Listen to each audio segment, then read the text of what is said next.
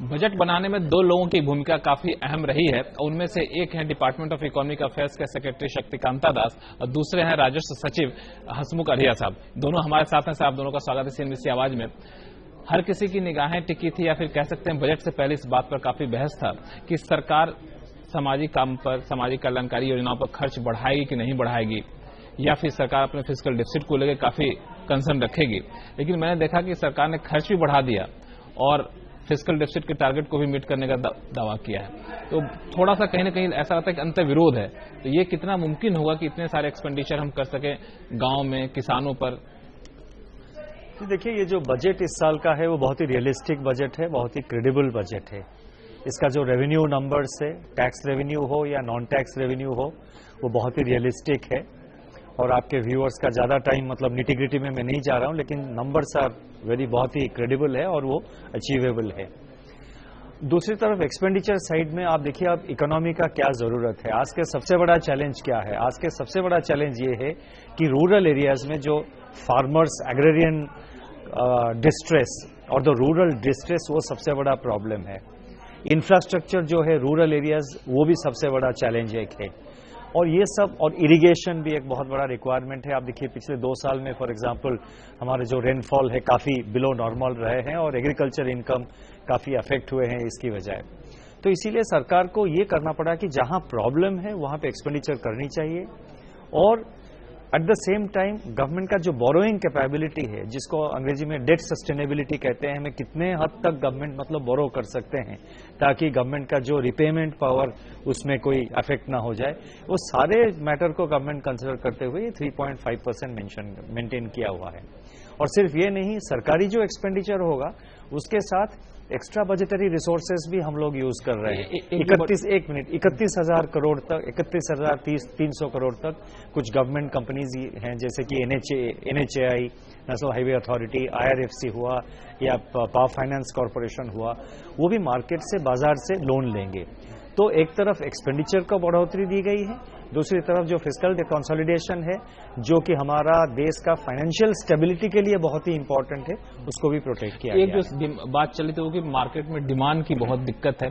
Demand कैसे बढ़ाया जाए? खासतौर से अंतर्राष्ट्रीय हालात ऐसे हैं कि डिमांड बनाना मुश्किल होगा। आपको लगता है कि सोशल सेक्टर, खासकर ग्रामीण इलाकों में जो फोकस किया है, इससे डिमांड पर्याप्त मात्रा में बढ़ पाएगी शॉर्ट इमीडिएट टर्म में?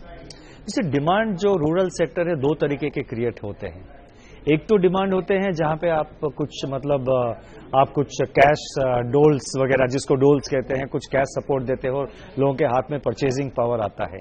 लेकिन उसका जो इम्पैक्ट है वो वन टाइम होता है। आपने किसी को सब्सिडी के तौर पर मतलब 100 रुपया दे दिया, उस 100 रुपये का इम्पैक्ट जो है सिर्फ 100 रुपया तक आपने जो सीमित रहेगा। आपने जो कदम, लेकिन लॉन्ग टर्म में डिमांड बिल्कुल हम इंफ्रास्ट्रक्चर में स्पेंड कर रहे हैं, इरिगेशन में स्पेंड कर रहे हैं, एग्रीकल्चर प्रोडक्शन बढ़ाने के लिए हम लोग जो खर्चा कर रहे हैं, इसका जो है सस्टेनेबिलिटी है वो लॉन्ग टर्म में चलेगा। सालों साल इसमें जो है लोगों के हाथ में एडिशनल परचेजिंग पावर। हालांकि बजट में तो सरकार कई सारी चीजों पर फैसला लेती है, कई सारी पॉलिसी अनाउंसमेंट करती है, लेकिन सबसे ज्यादा निगाहें टिकी रहती है आम लोगों की कि हमारे इनकम टैक्स में छूट बढ़ने वाला है कि नहीं बढ़ने वाला है। बजट पेश होने के बाद बाहर निकला तो कुछ लोगों ने मुझसे पूछा भी कि इनकम टैक्स छूट बढ़ा कि नहीं बढ़ा। मैंने कहा कि इनकम टैक्स छूट नहीं बढ़ा, हाँ लोअर टैक्स स्लैब के लिए कुछ राहत जरूर दी गई है। तो ये उधेड़बुन आप लोगों को भी था कि नहीं? आप लोगों ने कहा कि नहीं, सिर्फ लोअर टैक्स को राहत देनी है, बाकी को हम लोग स्लैब में कोई चेंज नहीं करेंगे? हाँ, वो एक्चुअली इसके पीछे एक कॉन्शियस डिसीजन था, क्योंकि सबसे पहले मैं आपको बता दूं कि 2 लाख से 2.5 लाख का जो एग्जम्पशन लिमिट बढ़ाया था वो अभी बढ़ाया था। एक तो ये रीजन है, और दूसरा ये रीजन होता है कि जब हम सबको across the board tax slab बढ़ाते हैं तो सबसे ज्यादा फायदा 30% स्लैब वाले लोगों को ही होता है और छोटे लोगों को कम फायदा होता है। और ये फायदा देने में सरकार के बहुत सारा पैसा चला जाता है। सो कॉन्शियसली हमने ये डिसाइड किया कि जो छोटे लोग हैं उनको हेल्प किया जाए। जो बड़े लोग हैं 20% 30% स्लैब वाले, उनको तो वैसे भी ज्यादातर लोग वो एम्प्लॉइज होते हैं सरकारी और बाकी ऑर्गेनाइज सेक्टर के, उनका तो सैलरी बढ़ता ही रहता है। 7th पे कमीशन आएगा तो काफी सारा उनका तो बढ़ ही रहा है। लेकिन जो छोटे लोग हैं उनको बड़ी दिक्कत होती है, तो उनके लिए हमने जो छूट दी है उसका अगर आप हिसाब किताब लगाए तो कुल मिला के 6,600 रुपये का टैक्स लायबिलिटी कम हो सकता है, जिनकी आमदनी 5 लाख से कम है। उनको 6,600 रुपये का फायदा हो सकता है। एक जो बड़ा फैसला आप लोगों ने लिया है कि जब आप रेवेन्यू सेक्रेटरी थे तब लिया गया, अब आपने भी लिया कि जो घर में देश में जो काला धन पड़ा हुआ है इसको डिस्क्लोजर स्कीम एक लाया गया। लेकिन इस डिस्क्लोजर स्कीम में अगर मैं गलत ना हूं तो वही सब खामियां हैं जो खामियां हमने विदेशों से काला धन लाने के लिए जो स्कीम लाई थी उसमें। मिसाल के तौर पर आपको नोटिस जा चुका है तो आप इसमें डिस्क्लोज नहीं कर सकते हैं। अगर आपके बारे में पहले से मुझे जानकारी है कि फलाने का पैसा काला धन है तो आप उसमें डिस्क्लोज नहीं कर सकते हैं। तो ये लगता है आपको कि वाकई इस स्कीम का उतना फायदा मिल पाएगा? हाँ, एक फायदा देखा मैंने कि टैक्स कम है, लेकिन ये जो शर्तें हैं ये शर्तें वाकई स्कीम के लिए नुकसानदेह साबित होंगी? लगाना जरूरी है, क्योंकि अगर हमने किसी वजह से किसी ऑफेंडर को पकड़ लिया है, इनकम टैक्स इवेडर को पकड़ लिया है, तो हमारे लिए कोई रीजन नहीं है कि उनके साथ कंप्रोमाइज करें हम। ये कंप्लायंस स्कीम उनके लिए है ही नहीं। बट ऐसे कई लोग हैं जिनको अभी हम लोग वहां तक पहुंच नहीं पाए, तो उनको हम अपॉर्चुनिटी दे रहे हैं कि अगर आप ये विंडो का बेनिफिट लेके आगे बढ़िए, अगर आप नहीं करेंगे तो वैसा ही हाल होगा जिनको नोटिस मिला है, वैसा ही आपका भी हाल होगा। इस एक तरह से ये मैसेज है इसमें। तो इसमें किस तरह के लोग इस स्कीम का फायदा नहीं उठा पाएंगे जो स्कीम से बाहर होंगे? देखिए, जो क्रिमिनल ऑफेंसेज है, नार्कोटिक्स एक्ट है या कोफेपोसा है, उसमें अगर जो प्रोसिक्यूशन जिसके अगेंस्ट में हुआ है वो फायदा नहीं उठा पाएंगे। जिसको ऑलरेडी जिसके यहाँ रेड हो चुकी है, सर्च हो चुका है और वहां रेड हो चुकी है, उसके कारण उनको नोटिस दी गई है, सर्च के बाद उनको नोटिस दी गई है टैक्स की असेसमेंट की, तब उनको ये लागू नहीं होगा। मतलब सिर्फ सर्च हुआ नहीं, सर्च के बाद अगर नोटिस दिया गया है, कुछ सीजर हुआ है तब मतलब कुछ पकड़ा गया है, सर्च में पकड़ा गया है और नोटिस नहीं दिया है तो नोटिस दिया जाएगा, लेकिन वैसे लोगों को ये कवर नहीं करेगा। ठीक है। और जिनकी जानकारी पहले से आपके पास से भले नोटिस ना दिया गया उनको भी इस स्कीम का फायदा नहीं मिलेगा? अगर हमारे पास कोई इन्फॉर्मेशन है ऑलरेडी इनकी अनडिस्क्लोज इनकम के बारे में, तो फिर हम उसका स्वीकार नहीं करेंगे। लेकिन एक सवाल उठता है सर कि हमें कैसे पता चला है कि हमारे अनडिस्क्लोज इनकम के बारे में आपके पास जानकारी है? नहीं, हम तो आपको आप जब डिक्लेरेशन देंगे तब हम मैच कर लेंगे ना। नहीं, इसके बारे में तो हमारे पास मान लिया आपने डिस्क्लेमर दिया, हमने दिया कि मैं डिस्क्लोज करना चाहता हूं, आप लोग नहीं मिस्टर रॉय ऐसा है कि आपको जानकारी हमारे पास पहले है, तो अब तो मैं फंस गया। मैं तो जानकारी भी दे दिया आपको और पहले जानकारी मुझे पता भी पहले फंसे हुए थे। नहीं, पहले तो मुझे पता नहीं फंसा था, पहले मुझे पता ही आपका इन्फॉर्मेशन तो आपका, इसीलिए आप फंसे, उससे नहीं है, स्कीम की वजह से नहीं फंसे, आप तो वैसे भी फंसने वाले थे। तो ये कोशिश कर रहे हैं कि ये बड़ी दिक्कत आई थी जब हम लोग बाहर से कालाधन लाने वाली स्कीम लागू किए थे। काफी टैक्स एक्सपर्ट ने काफी इस आपत्ति भी उठाई थी, तो इसको लगता है कि थोड़ा सा और डिफाइन करने की जरूरत है इन शर्तों में कि नहीं? नहीं, देखिए, जो पकड़े गए उनको तो हम कंप्लायंस में नहीं ले सकते, वो तो बिल्कुल साफ बात है। एंड जो क्रिमिनल एक्ट में फंसे हुए उनको भी नहीं हम कर सकते। आपका अनुभव भी काफी इसमें रहा है। इसमें बस सप्लीमेंट करना चाहता हूं जो कि राजस्व सचिव ने बताया। मैं ये सप्लीमेंट करता हूं कि एक टैक्सेशन का एक प्रिंसिपल ऑफ लेजिटिमेसी होता है, एक प्रोबिटी होता है। अब देखिए, देश में हमारे गरीबी बहुत है, 125 करोड़ का पॉपुलेशन है, गरीबी बहुत है। अगर आप मान लीजिए पब्लिक आई में सरकार जो है डेमोक्रेटिकली इलेक्टेड गवर्नमेंट है, डेमोक्रेटिक गवर्नमेंट है, अगर मान लीजिए किसी के बारे में, काले धन के बारे में, चाहे वो देश के अंदर हो या बाहर हो, रेवेन्यू डिपार्टमेंट के पास इंफॉर्मेशन है या फिर उन्होंने कार्रवाई कर चुके हैं, आप उसको मतलब अगर छूट दे देंगे तो ये तो फिर एज ए ऑर्डिनरी सिटीजन जो देश का गलत मैसेज जाएगा।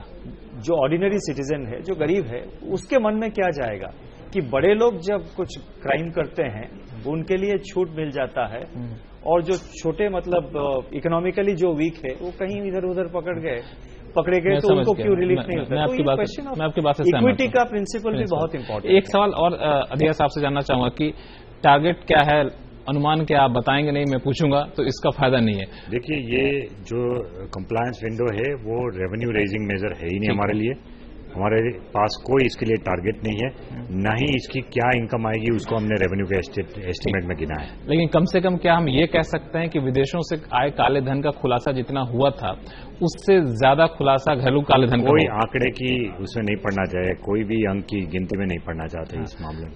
हाँ सर, कुछ मैं अपने अनुभव से ये कहना चाहता हूं कि डोमेस्टिक ब्लैक मनी जो है वो बाहर जो ब्लैक मनी है उससे कई ज्यादा बड़े तौर पर वो है और कितना आएगा कहना बड़ा मुश्किल है, लेकिन डोमेस्टिक ब्लैक मनी जो है वो बहुत बड़ा बिगर प्रॉब्लम है जो फॉरेन में है उससे भी बड़ा एक सवाल सर आपके लिए कि FRBM एक्ट के तहत हम लोगों ने अभी फिलहाल तो लक्ष्य को नहीं कुछ बदला है, लेकिन वित्त मंत्री ने कहा कि उसकी समीक्षा करें, कमेटी बनेगी, तो इस समीक्षा का मतलब क्या होगा? FRBM का 3% लाने का जो टारगेट है उसमें हम लोग कोई बदलाव करना चाहते हैं या फिर कुछ दूसरे पहलू की समीक्षा करना चाहते हैं? नहीं, बिल्कुल कोई फाइनेंस मिनिस्टर साहब ने स्पीच में बहुत क्लियरली कहा है, while remaining committed to the path of fiscal consolidation, सरकार के लिए फिस्कल कंसोलिडेशन बहुत ही इंपॉर्टेंट है। लेकिन अभी देखिए ग्लोबल सिचुएशन जो है वो बड़ा वोलेटाइल है, अनसर्टेनिटी बहुत है, तो सवाल ये उठता है आप एक जो नंबर है 3% उसको टारगेट करेंगे, या अगर आपका रेवेन्यू बॉयंसी हो, रेवेन्यू अच्छा है तो क्यों 3%,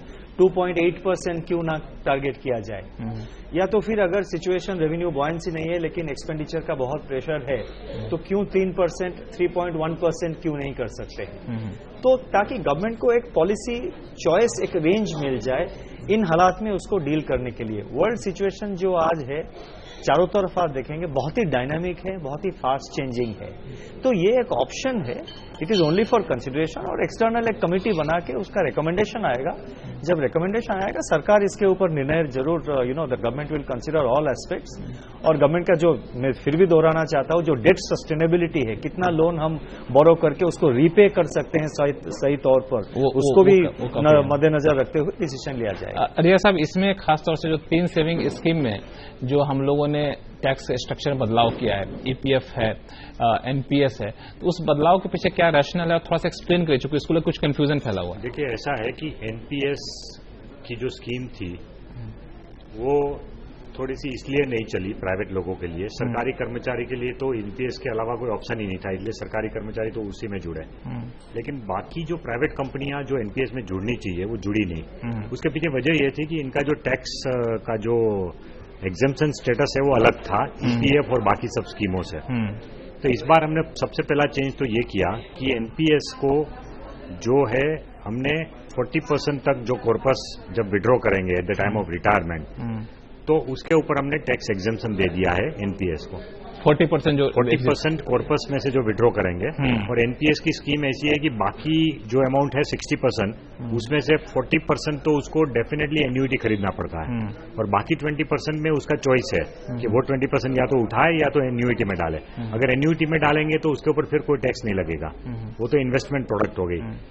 वो जो एन्युइटी मैच्योर होगी, जब वो आदमी मर जाएगा पेंशन पाने के बाद, तब उसके हेयर्स को जब ये जाएगा एन्युइटी का कॉर्पस, तब उसके ऊपर भी टैक्स हमने माफ कर दिया इस बार NPS में। दूसरा है EPF। अब EPF जब बना था वो तो ओरिजिनल EPF के एम्प्लॉय के लिए बना था, जो छोटे एम्प्लॉय है, वर्कर है फैक्ट्री में, तो अभी उसकी लिमिट है 15,000। तो 15,000 रुपया पर महीने का जिसका सैलरी है उसके लिए EPF में जुड़ना कंपलसरी है। तो वो एक एम्प्लॉय है, उनके लिए हमने कोई चेंज नहीं किया है, उनको जो स्टेटस मिला था एग्जेम्पशन का वो पूरा चालू रहेगा उन एम्प्लॉयज के लिए। लेकिन कुछ प्राइवेट सेक्टर कंपनी, बड़ी बड़ी कंपनियों के महीने का, एक माह का 1 करोड़ रुपया भी सैलरी लेने वाले एम्प्लॉयज भी EPF में जुड़ गए। क्यों जुड़े? क्योंकि उसमें एग्जेम्प्ट पूरा एग्जेम्पशन का माहौल था, तो इसलिए वो जुड़ गए। अब ये जो लूपहोल था EPF का, ये बहुत कंपनियों ने यूज किया, बहुत बड़े एम्प्लॉय ने यूज किया, उसको हम प्लग किए अभी। तो उसी को रोकने की कोशिश यहाँ पर, उसी को रोकने की कोशिश करें, उनको हम डाइवर्ट करेंगे NPS की तरफ, क्योंकि NPS should logically be for them, NPS उनके लिए होना चाहिए। तो उसमें हमने ये कहा है कि आप कर सकते हैं, EPF में भी कंट्रीब्यूशन कर सकते हैं, लेकिन आपका एम्प्लॉयर का कंट्रीब्यूशन साल का 1-1.5 लाख तक आप कर सकते हैं कंट्रीब्यूशन, और EPF में भी आपको 40% एग्जेम्पशन मिलेगा at the time of withdrawal, और बाकी 60% या तो आप एन्युइटी में डालिए जिसमें आपको कोई टैक्स नहीं देना है, या फिर आप टैक्स भरिए 60% के ऊपर। तो हमने NPS और EPF की जो वॉलंटरी स्कीम है वो दोनों को सेम कर दिया। जो EPF की ओरिजिनल स्कीम है, जो ओरिजिनल एम्प्लॉय के लिए है EPF के, जो कामगारों के लिए है, उसमें हमने कोई चेंज नहीं किया। शक्तिकांता सर, आपके लिए एक सवाल ये उठ रहा है कि जो STT की दरें हम लोगों ने कुछ सेगमेंट में बढ़ाई हैं, ऑप्शन की बात करें ऑक्शन में, तो उससे आपको लगता है कि अभी के मार्केट की स्थिति में ये थोड़ा सा नकारात्मक मैसेज जाएगा निवेशकों के बीच में? नहीं, इसमें वो सवाल की उसका सवाल ही नहीं है, क्योंकि अब देखिए जो डेरिवेटिव सेगमेंट है जिसको कि स्पेकुलेटिव कह सकते हैं, कुछ हद तक स्पेकुलेटिव कह सकते हैं। ट्रेडिंग जो है स्टॉक मार्केट में मैक्सिमम वहीं पे हो रहे थे और वहां पे जो रेट था 0.017 उसको बढ़ाया सिर्फ 0.05 तो मार्जिनली उसको इंक्रीज किया। मैसेज ये है कि जो डिलीवरी बेस्ड ट्रेडिंग है जिसपे एसटीटी लगता है, रेगुलर एसटीटी लगता है, ट्रेडिंग उसमें ज्यादा हो और ये जो डेरिवेटिव सेगमेंट जो कि काफी हद तक स्पेकुलेटिव रहता है उसको डिस्करेज किया जाए। और एक बात ऐड करता हूं, ये डिसीजन का इंपॉर्टेंस ये है कि इससे मार्केट का स्टेबिलिटी आ जाएगी और वोलेटिलिटी जो है मार्केट उसमें ये डिसीजन के लिए वो वोलेटिलिटी कम होने का चांस है। एक आखिरी सवाल सर आपके लिए कि ट्रांसपोर्ट सेक्टर में काफी बड़ा बदलाव किया गया, हालांकि इसकी पॉलिसी अभी आनी बाकी है, तो ये किस तरह का इन्वेस्टमेंट, किस तरह के चेंजेस आप देख रहे हैं? देखिए ये बहुत बड़ा एक डिसीजन है, मैं मतलब थोड़ा एक्सप्लेन करना चाहूंगा। ये बहुत बड़ा डिसीजन है। अब देखिए अभी ट्रांसपोर्ट जो पैसेंजर ट्रांसपोर्ट, रोड ट्रांसपोर्ट जो है वो एक परमिट राज सिस्टम चल रहा है। आपको स्टेट गवर्नमेंट से परमिट मिलेगा तो आप यहां से वहां तक बस चला सकते हैं। 100 से ज्यादा लोग बस स्टॉप में खड़े होंगे लेकिन अगला बस आएगा 2 घंटे के बाद। कुछ छोटे छोटे टाउन्स के अंदर भी यहां से वहां तक जाने के लिए आपको 1 घंटा खड़ा रहना पड़ता है और बस नहीं है। जब बसेस आते हैं वो ओवरलोडेड होते हैं। स्टेट ट्रांसपोर्ट जो अंडरटेकिंग से जो स्टेट ट्रांसपोर्ट कॉर्पोरेशन है उनके पास रिसोर्सेस नहीं है कि इसको एंटरप्रेन्योरशिप को बढ़ावा मिले। इसको जब ये इसमें क्या होगा कि इसको कंप्लीटली ओपन अप कर रहे हैं, subject to certain safety norms रहेगा और कुछ बाकी गाइडलाइंस रहेंगे, लेकिन जो उसमें इन्वेस्ट करके बस चलाना चाहते हैं उनके लिए यहाँ पे जरूर ऑप्शन मिलेगा। तो इसमें ये होगा कि आपका जो रोड ट्रांसपोर्ट फैसिलिटी है ऑर्डिनरी सिटीजन के लिए ये बहुत काफी इसमें बदलाव आएगा, बहुत इंप्रूवमेंट आएगा। छोटा सा सर थोड़ा क्विक जवाब चाहूंगा कि कॉर्पोरेट टैक्स में हमने घोषणा की थी कि 25% तक लाएंगे और इस बार करीब माना जा रहा था 1% कटौती करेंगे, लेकिन यहाँ पे कटौती करने में थोड़ी सी सरकार ने कंजूसी दिखाई है। कंजूसी इसलिए की कि उसके साथ साथ हमको फेजिंग ऑफ एग्जेम्पशन को जोड़ना था। फेजिंग ऑफ एग्जेम्पशन तो हम करेंगे ग्रेजुअली, हमने अनाउंस किया था, वैसे सडनली करेंगे तो भी दिक्कत होगी लोगों को। तो अब 1/4/17 से जो एग्जेम्पशन फेज आउट हो रहा है उसमें हमको जो बेनिफिट मिल रहा है वो बहुत कम मिल रहा है। पहले साल में 3000 मिलेगा, लेकिन अगर उसमें हम पूरी सब कंपनियों का जो टैक्स रेट है उसमें 1% की कटौती कर दे तो 15,000 का नुकसान हो जाता है।